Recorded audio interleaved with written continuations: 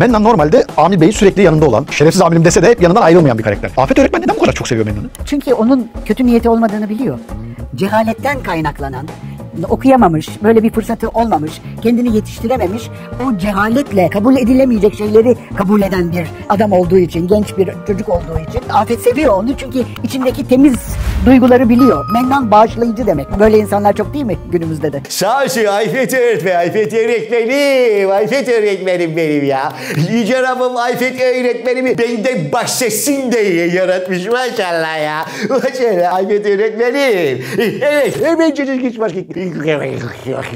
Kaybetmeden ne yapıyorum ben? Diğer şeye geçiyorum kalıbımıza. Ayaklar diyor. Ayaklar. Bak burada yanlış yazılmış. Fits olacak burada aslında.